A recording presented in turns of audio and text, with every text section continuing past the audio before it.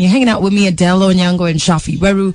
And I've been trying to get this chick into studio for such a long time. I'm so happy that it finally happened. We have Naomi Nganga live in studio.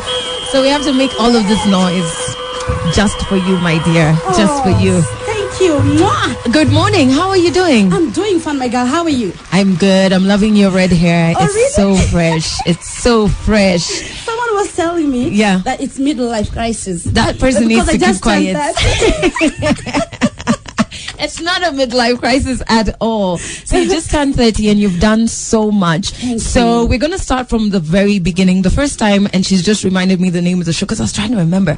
First time I saw Naomi Nganga on screen was in Wash and Set. Oh yeah, 10 years ago. 10 years. Imagine. Wow. Well, it's been a long time. And I remember why I loved it is that your role was so believable. Like, you played it so well. So the first time that I met you and you weren't that person, I was like, "Hi, Naomi. This is not who I see in Wash and Set. Who this? Who this?" So how did you get into Wash and Set? Actually, Wash and Set, what happened, before I joined TV, I was working at Go TV. And then it was closed down. Yeah. So I was in the middle of, juggling, hustling, looking for a job. Yeah. So I'm going to meet a friend of mine outside Nation Center so that I can pass my CV for him to go and get me, Jobo somewhere. A job somewhere. So I'm standing outside Nation TV, and then this guy comes to me, like, "Hey, you look like you're on TV." And I'm like, "Me? No, I've never even been on TV. Yeah. The farthest I've gone to acting is just national theater, doing set books, and that's it." Yeah. And he's like, "Can I take a picture of you?" And I'm like, "Why? We had like a small fight there. Yeah. And then because I had a friend of mine with me, and she's like, "Tuchukue tu picha kweli nini?" Nafanya Nation. So I was like, "Oh, sawa sawa." So I took, and then we exchanged numbers. Yeah. Then after that, when I was going to audition, my phone was stolen. Yeah. So I was like, "Guy,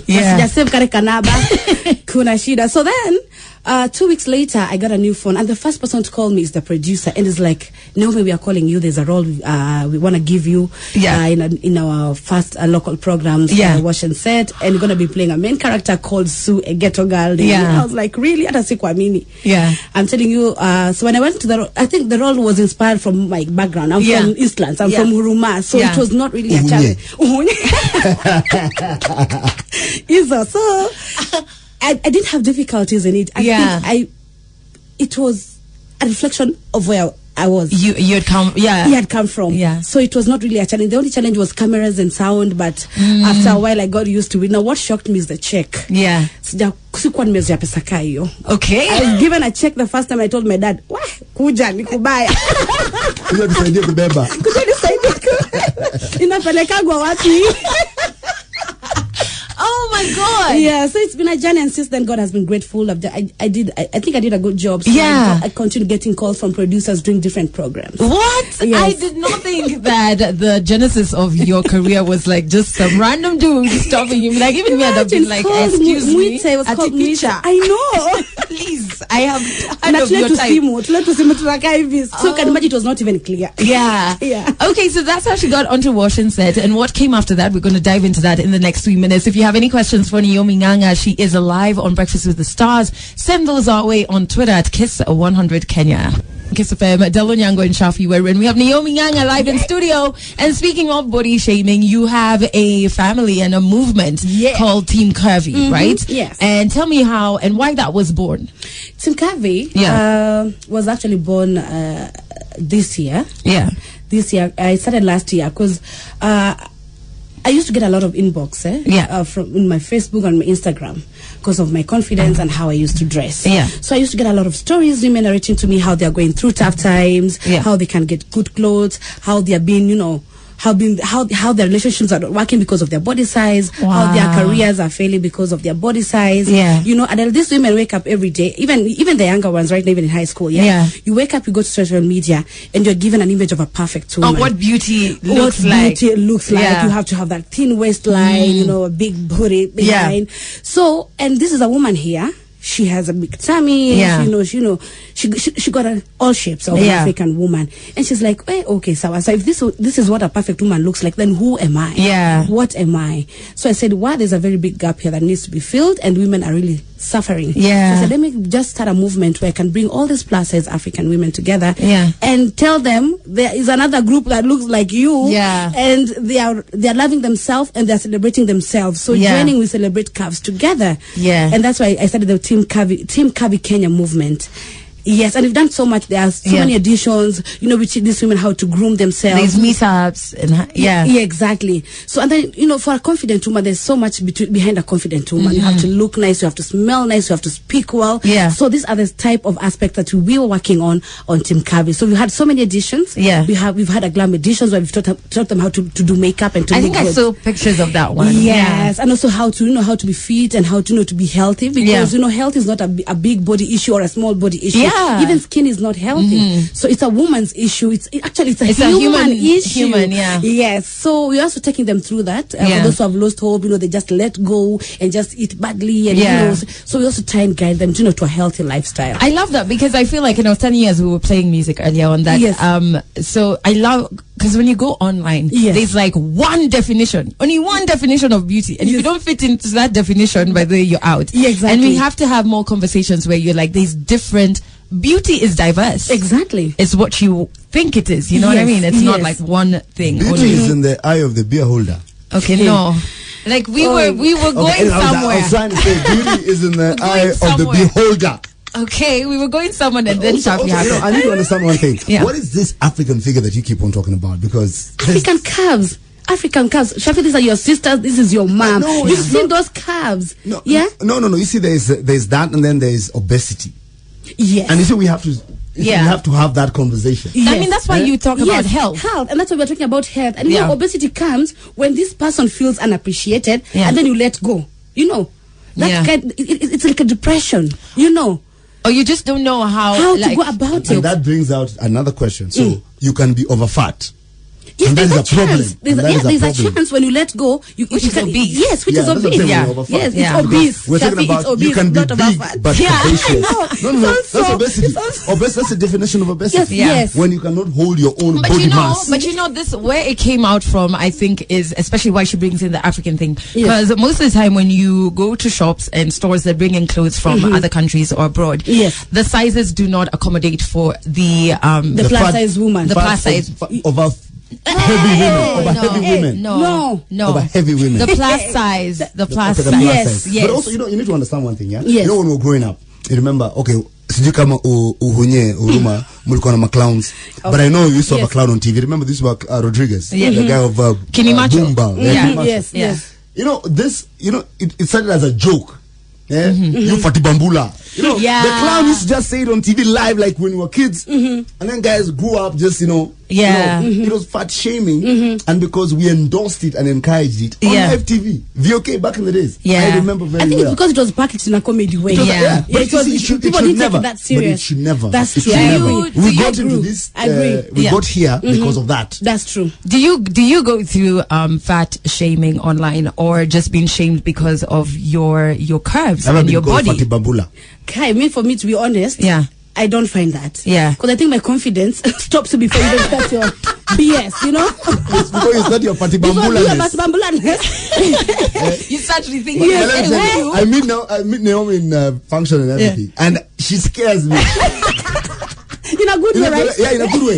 Because she has this confidence. She uses out confidence. And let me tell you, when you're confident, it doesn't matter how big or small you are, no one will turn up to tell you BS. Yes. Guys will be seeing you, they just turn a corner. A sharp one for that. That's true, because when they read your weakness, they can actually already read how they can attack you. And when I talk about confidence, again, it is not a big woman's issue. It's confidence is anybody's issue. Even in your career, even in your marriage, you need to apply confidence in each and every area and aspects of your life. Yes. And right there, hakuna mtu anaweza hapo kukuja kukutupia mdomo, because they don't know how you're gonna get back to them. But the moment they say, you're feeling sympathy, unasikia unajihurumia sana, then they'll have very ammunition to get to you. True that. If you have any questions for Naomi Nganga, we're about to get into her style by Naomi. Yeah. And it's popping, but if you have any other questions, you can send those to us on Twitter at Kissa100. Yo, Tunga, who's just like, yo, there's so much I'm learning from Naomi. Health, self-love, confidence cuts across body size and everything. Everybody must have that. Yeah, definitely something that we've taken home from Naomi. And of course, Lucia Canini putting up some of your photos saying we love her repping Team Curvy as well. So how does somebody join Team Curvy in case like Team Adela and Team Shafi members want to join? Team Curvy. We have an Instagram page. It's Team Curvy Kenya. Okay. We also have it's on Facebook, Team Curvy Kenya, and we have a WhatsApp group. Yeah. So when you join Facebook or Instagram, there's a number you'll find there. Just send your name to that number and your number, and then we'll join you on WhatsApp group. Okay. Yeah. Can I say the number? Yeah. Oh, okay. So it's 0700 27 21 10. 0700 27 21 10. Okay. Yes. And if you didn't get the number, you can just go to Team Curvy Kenya on Facebook and Instagram and IG. Okay. Yes. Tell me about Style by Naomi. When did that happen? Or was this always bubbling under while you were acting? Like, did you always want to go into fashion?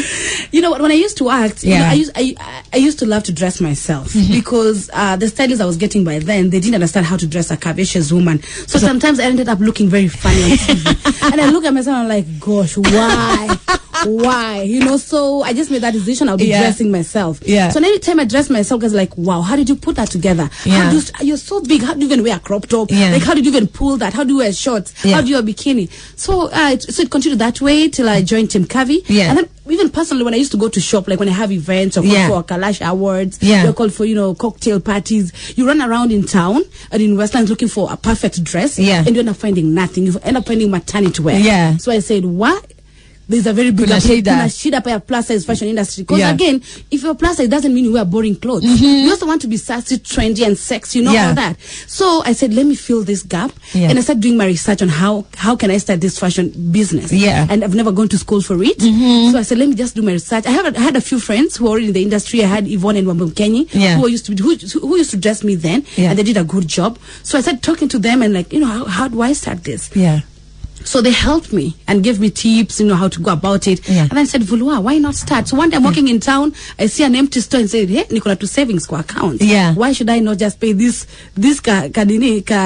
shop? And then from there, after that step, I know what. Then now you have to. You're committed. You know, that shop stayed empty for a month without anything. Then I bought myself a machine, another machine. I started looking for a fundi.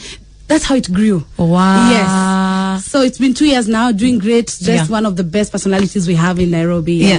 I'm feeling good. And I'm getting into weddings, doing bridals, doing men, doing everything. Just in time for Shafi's wedding next year. But, yes. But again, Shafi's doing, he just told me he's doing a wedding with 3 brides. So you see more. What's the problem? That's more money for you. Why are you being in an expose of Kilimani groups? Of chit chat. But what are the challenges? What are some of the challenges you face? Like when you started the business, it's been 2 years. Yes. Some things that happen that make you feel like maybe I shouldn't be doing this. Maybe let me just stick to acting. Yes, I know, right? I know. Yeah. It's employment, especially when it comes to fundies. You need a special gift, special patience to tolerate them. They do a good job, but they have different personalities. They're like house girls. Utapata, the one who knows how to cook, but she likes sleeping. Or the one who likes to cook, but she hates cleaning. So you have to choose which one is your priority. So sometimes it can be headache, and of course for them catching up with the latest styles. While if you they just know. They know. Backseam, you have to really educate them. Exactly. And maybe you have deadlines, and then that's the morning they decide to switch off their phones, and they're not picking, and they're not there. So you're there with your machine and the clothes, and the client is calling you like a million times. And I'm like, Jesus. So those are some of the challenges. And then fabrics. Fabrics, sometimes we want exquisite, different fabrics. We just find the normal ones around, and then when you want to import, you're told you cannot import less than a container. So those are the challenges, and of course, now people embracing the plus size designers around. People are like, what's the designer bad? And I try. Upcoming to purchase time. But anyway, but so far, those are just a few of the challenges, but it's been great. And every time a client comes and, she's happy, she's satisfied. Yeah. After I deliver, I mean, that's my happiness. Okay, so make sure that you follow Style by Naomi, which is on Instagram, on Facebook, on Twitter, everywhere. Because there's a sale. Yes, there's a sale, a big sale for 1,000 shillings only. That's right. Imagine. So make sure you go and check out what designs that she has up there for you. In the next 2 minutes, you have any burning question. We only have about 5 minutes left with Naomi. Send that to us quick, fast on Twitter.